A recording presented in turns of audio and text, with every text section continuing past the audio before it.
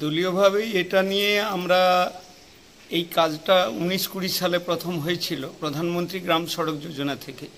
তখন বর্তমান যে বিরোধী দলনেতা তারই চেষ্টায় এবং তারই নেতৃত্বে বলা যেতে পারে মুর্শিদাবাদ থেকে কন্ট্রাক্টর এনে এখানে কাজটা হয়েছিল। কিন্তু কাজটা শেষ হওয়ার পরেই রিপেয়ারিংয়ের যে দায় দায়িত্ব ঠিকাদারদের ছিল সে দায় দায়িত্ব ঠিকাদারও পালন করেননি। আর ইত্যবসরে আমাদের যিনি নেতৃত্ব দিতেন আমাদের পূর্ব মেদিনীপুরের আমাদের দলের পক্ষে, সেই বিরোধী দলনেতা তিনি দলত্যাগ করে চলে যান। সেই সঙ্গে সঙ্গে ঠিকাদারও আর এলাকায় কখনোই আসেনি।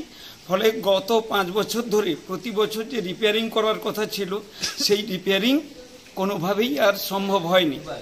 আমরা পঞ্চায়েত সমিতি জেলা পরিষদ স্তরে বারবার যোগাযোগ করেছি, কিন্তু আমরা জেলা পরিষদ থেকে যেটুকু জানতে পেরেছিলাম যে উনার যে সিকিউরিটি মানি পূর্বতন ঠিকাদারে, সেই সিকিউরিটি মানি না তোলার জন্য ওই স্কিমটা নতুন করে আর জেলা পরিষদ থেকে ধরতে পারেননি।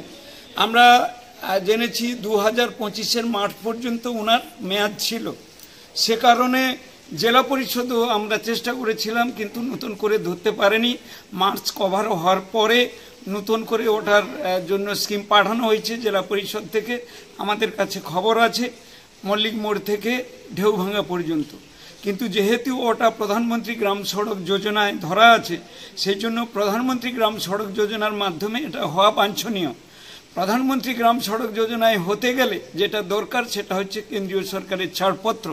কেন্দ্রীয় সরকার দীর্ঘদিন ধরে প্রধানমন্ত্রী গ্রাম সড়ক যোজনার টাকা আটকে রেখেছেন। সেজন্য যারা এটাকে নিয়ে অনেক কথাবার্তা বলছে, আমাদের গ্রাম পঞ্চায়েত বা পঞ্চায়েত সমিতির উপর দোষারোপ করছেন, তাদের কাছে আমাদের গ্রাম পঞ্চায়েতের পক্ষ থেকে বা আমাদের এলাকার মানুষের পক্ষ থেকে আবেদন এটাই থাকবে, ওনাদের এমএলএ আছে, ওনাদের এমপি আছে, এটা কেন্দ্রীয় সরকারের প্রজেক্ট প্রধানমন্ত্রী গ্রাম সড়ক যোজনা। ওরা যত তাড়াতাড়ি এই স্কিমের টাকা দেবে, বিশেষ করে আমাদের বিচারপতি মহাশয়, এমপি মহাশয় যত তাড়াতাড়ি এটা নিয়ে তদারকি করবেন, এমএলএ তদারকি করবেন, তত তাড়াতাড়ি এই প্রকল্পের কাজটা শুরু হবে বলে আমরা মনে করি। তা সত্ত্বেও গত 6 মাস আগে আমাদের গ্রাম পঞ্চায়েতের পক্ষ থেকে আমাদের প্রধান ম্যাডাম নিজস্ব তহবিল থেকে প্রায় কিছু ভাটা মালিকের কিছুটা সহযোগিতা নিয়ে প্রায় 2 লক্ষ টাকার মতো খরচ করেছে। গ্রাম পঞ্চায়েত অফিস থেকে প্রায় 1 লক্ষ টাকার মতো অন ফান্ড থেকে খরচ করে রিপেয়ারিং করে দেওয়া হয়েছিল। তা সত্ত্বেও এবছরের এই প্রতিনিয়ত বর্ষার কারণে রাস্তাটা খারাপ হয়ে গেছে। আমরা বিভিন্নভাবে বিডিও অফিস, পঞ্চায়েত সমিতি, জেলা পরিষদ আমরাও তদারকি করছি। আশা করছি দুর্গাপূজার পরে কাজটা শুরু হবে।